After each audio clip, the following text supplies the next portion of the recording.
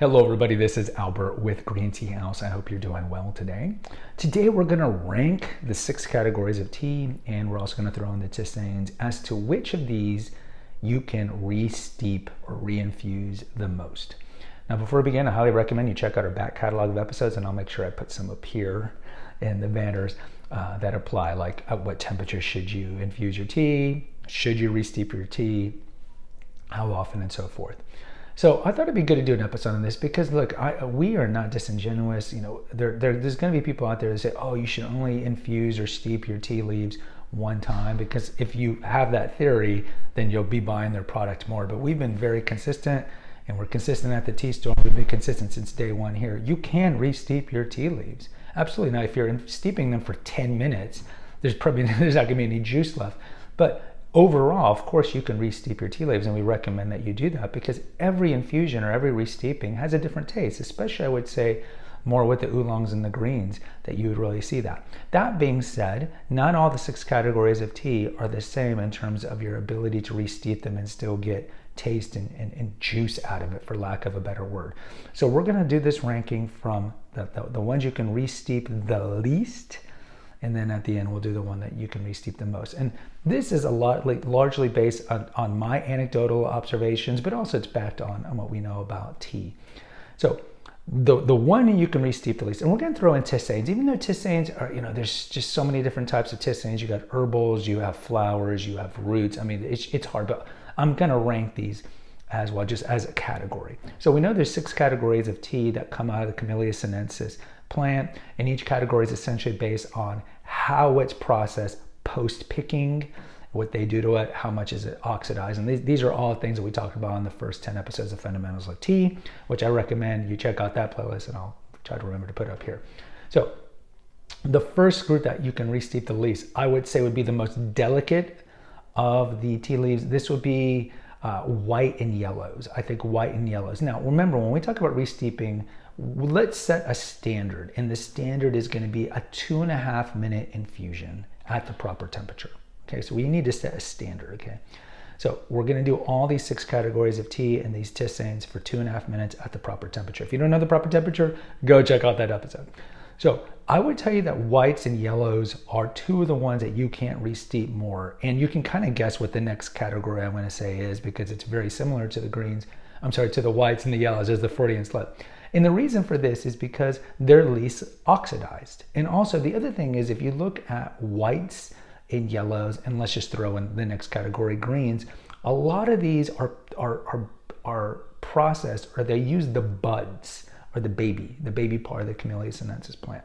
And for this reason, those buds, they have more caffeine, they tend to have more taste, a unique taste to them, and they tend to be more prized.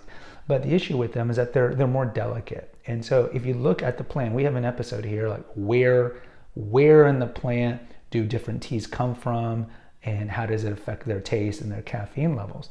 So if you look at the 3 categories that are least oxidized, because they're least oxidized, and because most of these, and not all, there's hundreds of cultivars, especially in the green tea world, between the greens, the yellows, and the whites, there's going to be some variation, but because of the way they're processed, you just can't re-steep them 5-6 times. Now, like if you look at the Japanese world, they will steep or infuse something like gyokuro or high quality, high cultivar sencha, very short steeps, so like 90 seconds, even 60 seconds.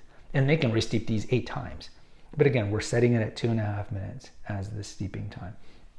So I'll tell you, these 3, you could get 3. I think 3. Now, look, you could get 4 or 5, but you'll notice that, especially if you're drinking from a glass cup, you'll notice that the liquor or the glass color, the color of the tea is going to be slowly looking more water. So I tell you, for greens, whites, and yellows, I think you could do the original steep and then 2 more at 2.5 minutes, and you can still get some juice. The next categories are going to be black. I would say black would be, I would say tisanes. Tisanes would be the next one. And the reason for tisanes is because tisanes, again, there's such a wide just breadth. You got cinnamon, you have peppermint, you have chamomile, you have elderberry, the list goes on, lemon, verbena, licorice. And we sell some of these. The issue with them is because they don't tend to handle multiple re-steeping, and part of it is because they do a higher temperature. I think that has a role in it, but in general these are going to be flowers and these are going to be herbs, and as a whole they're not equipped to be re-steeped as much, so I'd put them next. Again, there's going to be some variety in there because there's going to be some that you can re-steep multiple times, but that category of tisanes in general I'd put next. Then the next one would be blacks. Blacks, they can be re-steeped. Like for example, let's say you have a chai or an Earl Grey. Don't milk and sugar it, or if Lapsang Souchong or a Keeman or any of these famous blacks, especially these hardier blacks. If you re-steep them, you can get at least 4 infusions at 2.5 minutes. And I think part of this has to do with the fact that it's 100% oxidized, and I think that has something to do with it. And something about the blacks too is just their color profile. Remember, the black teas as a whole are red. The Chinese call them red teas, but you can just see from the color profile that you can get multiple infusions out of it. At least the primary infusion, I would say with most of these at a 2.5 minute steeping time, you could get at least 3 more out of it. The next one's going to be pu'er. And one of the reasons for pu'er, and I should say this is another reason you would find in the black teas, some black teas come from the buds. Like you look at Darjeelings, the Darjeelings come from the buds. And so anything, as I mentioned, that comes from the buds, you can't re-steep as much because those are much more sensitive and they're babies and they're smaller. But a lot of the pu'er and some of the blacks and some of the last category, which if you know the process of elimination, you know what I'm going to be saying is the last category. But certainly with the pu'ers don't come from buds. Normally pu'er, or dark tea, pu'er is the most famous, they tend to come from mature leaves. And so when you're getting mature leaves, whether they're going to be wrapped up in a tuocha or a cake or a brick, or it's just going to be loose leaf tea, like we sell, we have a ginger pu'er and a regular pu'er, and then we do sell tuochas. Either way, these are more mature leaves. And as such, more mature leaves, given that they're bigger and they're more mature, they're going to have more juice in them just because they're larger leaves. And if you look at the buds that come from gyokuro or whatever tea that comes from the buds. So pu'er, you can re-steep that quite a bit at 2.5 minutes. I would say at least the primary infusion and then at least 4 more, especially if you're doing a brick or a cake or a tuocha. Like right now I'm drinking a tuocha, which unfortunately has gotten cold.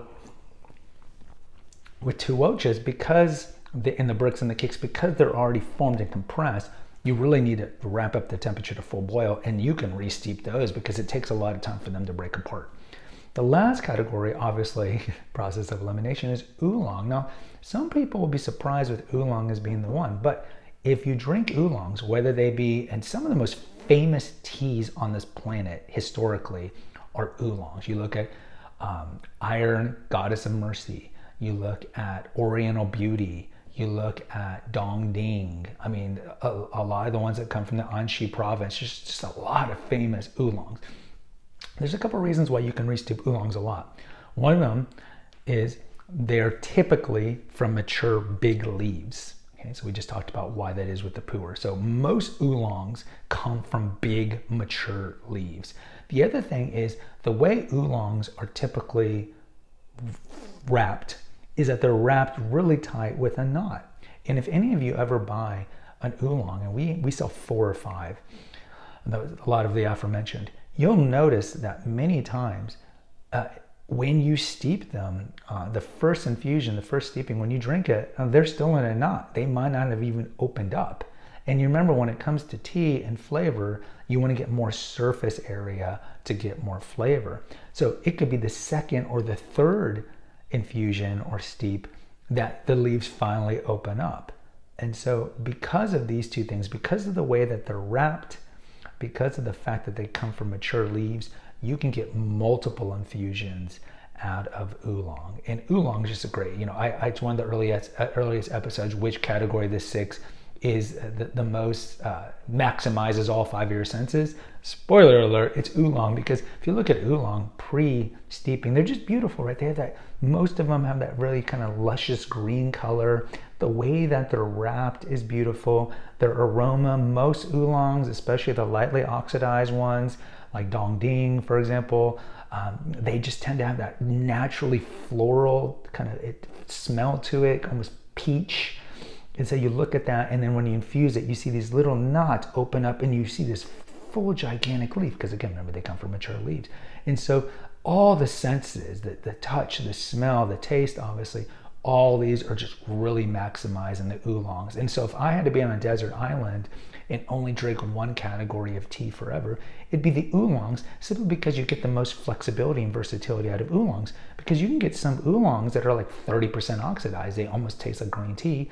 And then you can go on the other side, like something like Iron Goddess of Mercy or Oriental Beauty, which are more oxidized, like 60%. And there's some oolongs that are oxidized up to 80%. So you're getting that taste profile that's almost closer to black. So you just get this more range of taste on oolongs. So in closing, to review, white, yellow, green, steep the least, tisanes, black, pu'er, and then the winner's oolong. Guys, post in the comments. I'd like to hear from you. Until next time, take care, and God bless.